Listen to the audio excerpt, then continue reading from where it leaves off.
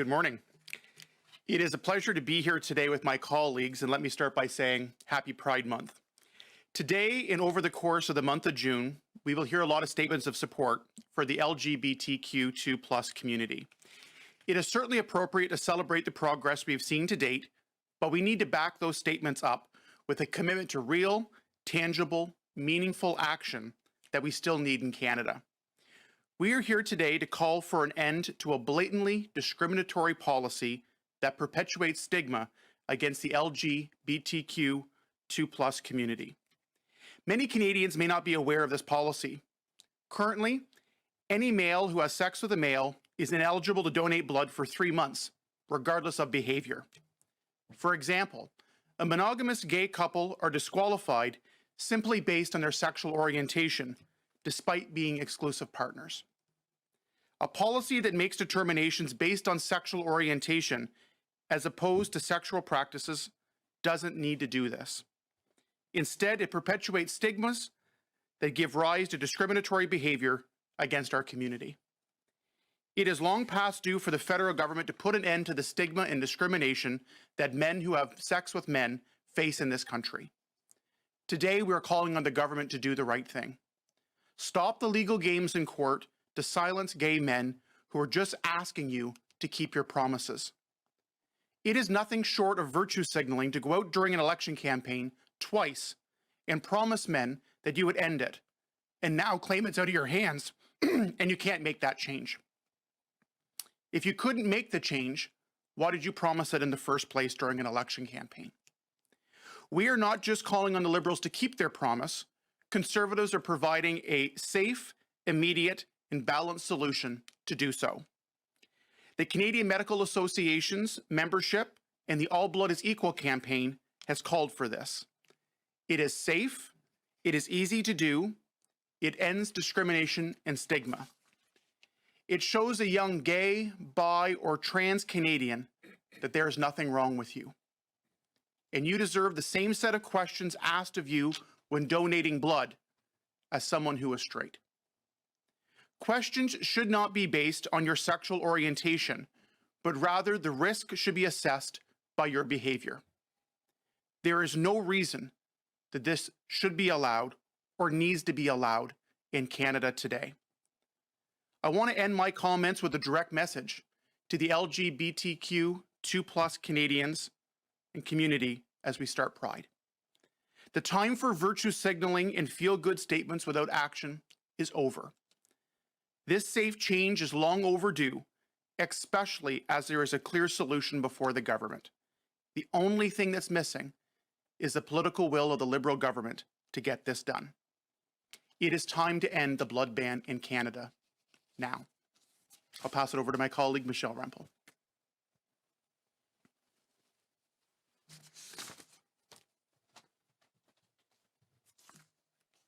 Good morning. I'm incredibly honored to share the stage with my colleague, Eric Duncan, on this issue, who has done an enormous amount of work. Unlike Canada's homophobic policy, an overwhelming body of evidence from around the world shows that best practices for screening blood donors involve behavior-based questions. It's mind-blowing that in 2021, Canada still collects blood donations under a policy that is blatantly discriminatory. In 2013, the Conservative government ended the lifetime ban on men who have sex with men's ability to donate blood and replaced it with a 5-year deferral period based on advice from officials at the time. But since then, there's unshakable proof that blood donor criteria should be based on sexual practice, not orientation. In 2015, Justin Trudeau promised to take action and end the ban, and today, after nearly 6 years of power, the ban remains. In short, he's lied to the LGBTQ2+ community. We've been asking the government questions about this policy and expressing the need to end it for months. Frankly, I'm tired of watching my colleague Eric have to ask these questions in the House. Today, I'm sending a letter to the Minister of Health, which contains a draft order that utilizes existing regulations, which I believe she could enact today, which would end the ban. If she does not believe it's adequate, she has an obligation to explain what gaps in the legislation exists and take immediate action to rectify that. The federal government cannot be allowed to skate by on thin talking points suggesting that they can't make the change or that they can throw money at the problem and it'll go away. The federal government is the regulator on this issue.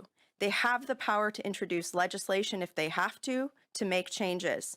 They have failed to do this, and after 6 years, their motives must be questioned. There are no more plausible excuses for their lack of action outside of a comfort with allowing a homophobic practice to continue. I also want Canadians today, as we start Pride Month, to encourage to sign an official petition started by Miguel Arturo Pasamay of Calgary, petition E3656, that calls upon the Government of Canada to lift the ban on gay men's ability to donate blood. There are many health issues that the LGBTQ2+ community faces that we have an obligation to address. Access to mental health support, gender-affirming care, and more. The blood ban is but one of these issues, but it's a good place to start. We are committed to ending the ban, and the Liberals should be too. And now over to my colleague Bernard Généreux for remarks en français.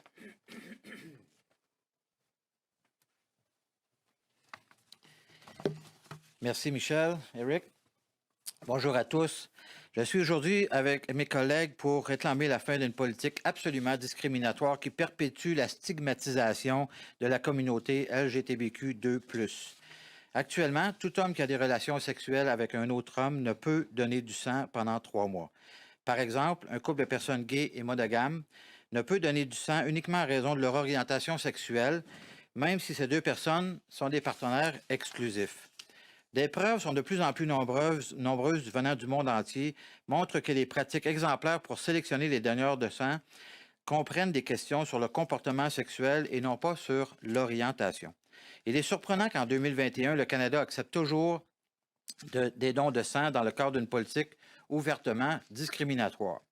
En 2013, le gouvernement conservateur a mis fin à l'interdiction à vie aux hommes ayant des relations sexuelles avec d'autres hommes de donner du sang et, selon l'avis des fonctionnaires, l'a remplacé par une période d'exclusion de 5 ans. Depuis, il existe des preuves irréfutables que les critères sur les donneurs de sang devraient être fondés sur des pratiques sexuelles, pas d'orientation sexuelle. En 2015, Justin Trudeau a promis d'élargir et de mettre fin à cette interdiction. Aujourd'hui, après plus de 6 ans au pouvoir, l'interdiction existe toujours. Cette politique homophobe doit être éliminée. Et c'est pourquoi aujourd'hui nous sommes ici pour exiger la fin immédiate de l'interdiction aux personnes gays de donner du sang. Aujourd'hui, les conservateurs du Canada ont envoyé une lettre à la ministre de la Santé qui comprend un projet de décret qu'à mon avis, elle devrait déposer aujourd'hui même, afin d'entreprendre le processus d'élimination de l'interdiction. C'est le moment d'agir, pas de faire des beaux discours. Il est temps de mettre fin à l'interdiction aux gays de donner du sang. Merci beaucoup. And we'll now take questions, starting with questions on the phone. As usual, 1 question, 1 follow-up per reporter. Nous allons maintenant prendre les questions, commençant par les questions au téléphone. Comme à l'habitude, une question suivie par journaliste. Operator, do we have a first question? Thank you. Merci. Please press star 1 at this time if you have a question. Si vous pouvez appuyer sur étoile 1 maintenant pour poser une question. La première question, the first question is from Rachel Eilel from CTV News. Please go ahead, your line is open. Votre ligne est ouverte. Good morning.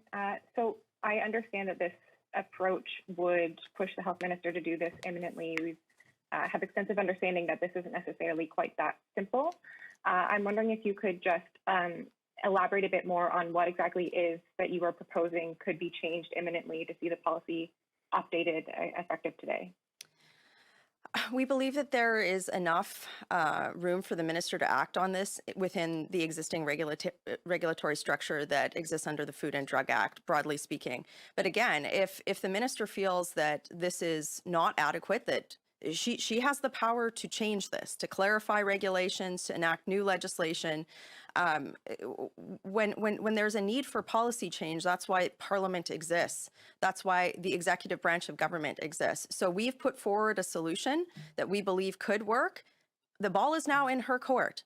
She can't just say, this is not my job, or, oh, I can't do this. No, it actually is her job.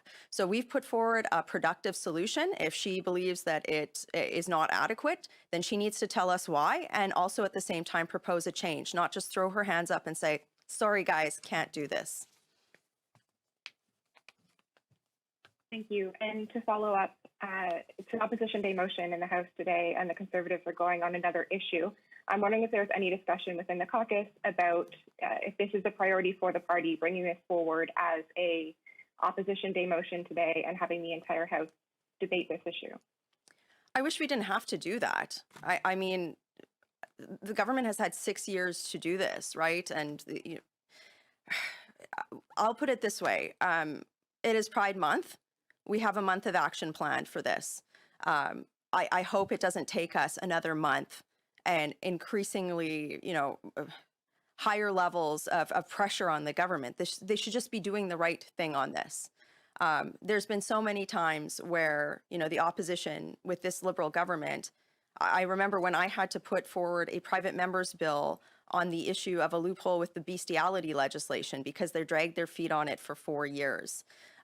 We have a plan, I will tell you that much. I highly encourage the Minister of Health to take action before we have to stand out here every day during Pride Month calling out their comfort with a blatantly homophobic policy. Opérateur, prochaine question. Thank you. Merci. La prochaine question, the next question is from Cormac McSweeney, City News. Please go ahead. Your line is open. Votre ligne est ouverte. Hi. Yeah, there are arguments that the donation and transfer and administration of blood is ultimately a health decision, and that it should be health officials making that call rather than politicians. So, how do you respond to that argument when you're calling on the government to give a directive with on something that a lot of people see as something that should be a health decision? There is a overwhelming body of evidence globally and domestically that that this policy that is blatantly discriminatory should be based on sexual practice, not sexual orientation. And also, it's just common sense. I mean, why would you discriminate against a monogamous gay couple? It's mind-boggling. I mean, there is a role for legislators to push back when there's an overwhelming body of evidence to change a policy that perpetuates stigma against a group of people in this country that have had to fight tooth and nail for equality of opportunity. That's our role as legislators. We can't tolerate this anymore. I mean, to perpetuate a stigma that somehow gay blood is unclean is morally repugnant. And there is an obligation of the federal government to take action on this. I actually can't even believe that I'm here having this conversation. I can't believe that my colleague Eric had to ask the Minister of Health in 2020 if she would take his blood and then have her chuckle at him. Like, it's just common sense at this point. Come on. And as a follow-up, I would like Mr. Duncan to weigh in on that as well, but also for you, Ms. Rempel, I'm just wondering on a different topic, the mRNA vaccines and the mixing of vaccines. We're expecting NACI to update its guidance on whether people who receive viral vector vaccines like AstraZeneca could mix with mRNA vaccines for their second dose. We're expecting that guidance to be to allow for the mixing and matching. So I'm wondering what your response is to that, whether you have any concerns about the changing guidance of NACI, and then, Mr. Duncan as well on the blood ban issue. I think, Cormac, if you're okay, I'll let Eric follow up, and then I'll get back on vaccines. Good morning. Thanks for the question. To your comment or the question about our role as elected officials in this, I think it's our job to stand up for human rights and to call out discrimination and stigma where it exists. And I think the regulations are very clear, as we reference in our letter to the Minister of Health. She has the ability, and there's a solution that is there that keeps the blood supply safe and changes the questionnaire as opposed to going on sexual orientation to sexual behavior. I think there's science and there's evidence both domestically and many countries around the world that are going to this model. This isn't new. The science, I think, has been very clear on this. And I think as a role of parliamentarians, we have the opportunity to stand up and have our voice. The minister has the power, as we referenced through a regulation. And if she does not believe that that section is relevant or appropriate, she can create a regulation and that change. We're not just proposing to scrap it. We're going to keep the blood supply safe. We can do that. It's a very simple solution. It can be done. And it's about time after, again, and I make the argument, they have no problem during an election campaign going out and saying they're going to end the blood ban. Well, now is the time for action. They are in government. The Minister of Health has the ability to do it. We're referencing tools that are there, and we're saying if she doesn't believe the tools are there, she has the power to create those tools to get the change done safely, and something that's endorsed by the Canadian Medical Association membership and the All Blood is Equal campaign. Thanks. Thank you. On the issue of the nasty advice that was released this morning, we have these perpetual questions because of an issue of supply. This has always been about vaccine supply in Canada, be it the eligibility of the AstraZeneca vaccine, some of the disastrous communications that came out of the federal government on quote unquote preferential vaccines. It's all come back to supply. I think that the federal government is going to face many questions on sort of perpetually changing and conflicting advice. I think that many Canadians have questions about that too, the decision-making process, how that's happening, and why supply is such a key driver to this. I certainly encourage Canadians to avail themselves of this important public health tool, but more importantly, the federal government's got to get their act together on this. It concerns me that the narrative changes every week.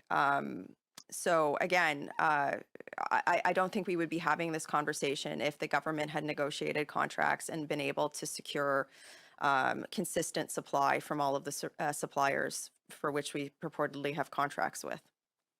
Operator, next question. Thank you. Merci. La prochaine question, the next question is from Rachel Aiello from CTV News. Please go ahead. Your line is open. Votre ligne est ouverte. Thank you for taking my follow-up. I appreciate that. I'm just wondering, it is Pride Month. Is the Conservative Party's policy still that the leader will only march in a Pride parade if police are invited? Thank you. Well, we're all used to normal Pride Month celebrations. I certainly enjoy those festivities. Unfortunately, they're not happening this year in many parts of the country, which is why it's so important for us to be pressing for real action. We can celebrate the hard-fought rights that members of the LGBTQ2+ community in Canada have won over the years, but more needs to be done. And I think, a focus on action this year is very important. I'm glad to see, this morning my leader put out, the leader of the party put out I think a very affirming and positive video on this issue. I think it's important to see that type of messaging from all political leaders in Canada. But then we're here today with colleagues pressing the government for action, and I think that's going to be the focus of our Pride celebrations this year. But certainly, of course, we support and celebrate the rights of the community, and we very much acknowledge that there's a lot more work to do. And I think the message from the leader of our party has been that the Conservative Party of Canada is here to press the government on those rights and press for action.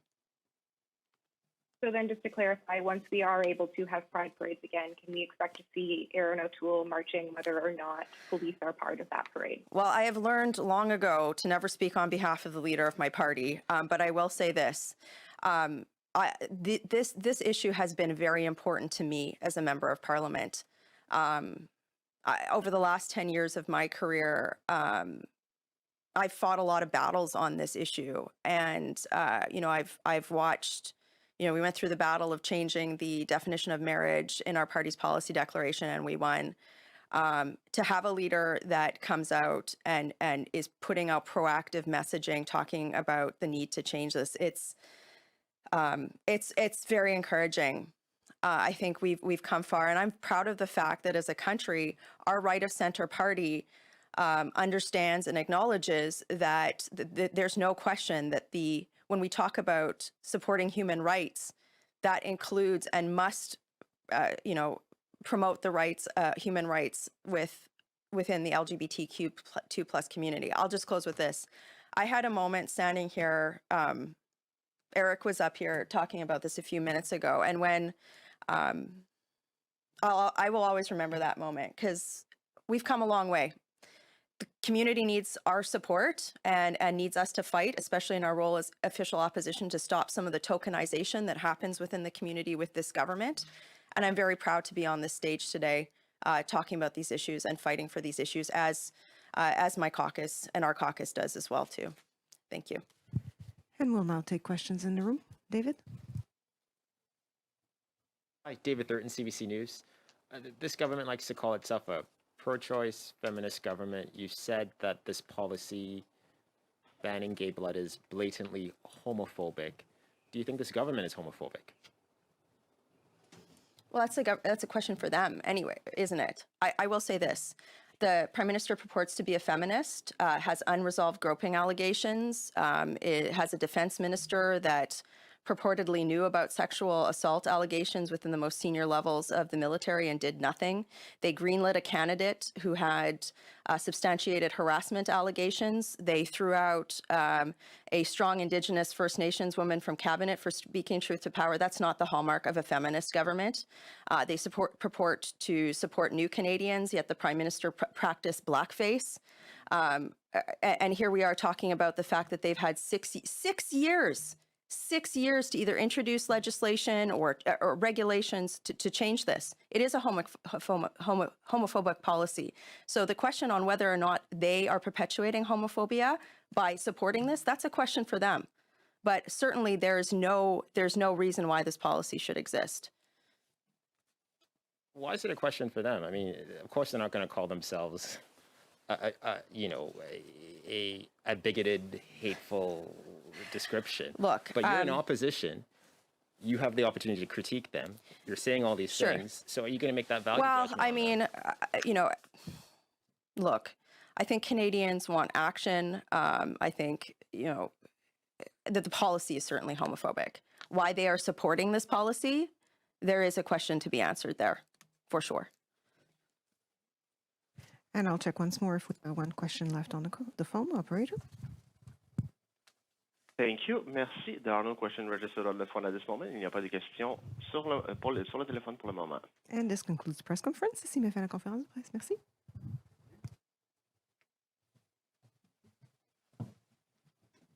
Thank you. The conference has now ended. Please disconnect your lines at this time, and we thank you for your participation.